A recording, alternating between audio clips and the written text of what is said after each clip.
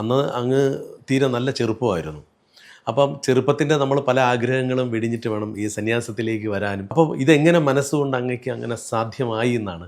ശിവഗിരിയിലെ 7 വർഷ കോഴ്സിൽ സംസ്കൃതം പഠിക്കാം, ഗുരുദേവൻ്റെ കൃതികൾ പഠിക്കാം. ഞാൻ ചെറുപ്പം തൊട്ടേ ഗുരുദേവൻ്റെ കൃതികളും കുമാരനാശാൻ്റെ കൃതികളും ഒക്കെ വായിച്ചു വന്നയാളാണ്. അച്ഛൻ ഗുരുദേവൻ്റെ കൃതികളും കുമാരനാശാൻ്റെ കൃതികളും ഒക്കെ മനഃപ്പാഠമാക്കിയിരുന്നയാളാണ്. അപ്പോൾ അതിലെ ആശയ സംഹിത അന്തരാത്മാവിൽ നിറഞ്ഞ് നിന്നിരുന്നു.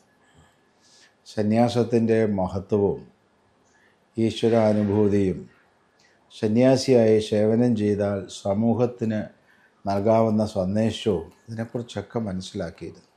അപ്പം ഞാൻ വീട്ടിൽ പറഞ്ഞു, സംസ്കൃതമൊക്കെ പഠിച്ചിട്ട് ഞാൻ മടങ്ങി വന്നൊരു അധ്യാപകനാകാം, ഇപ്പോൾ എന്നെ ശിവഗിരി പോകാൻ അനുവദിക്കുക. അങ്ങനെയാണ് ഞാൻ ശിവഗിരിയിലേക്ക് വന്നത്.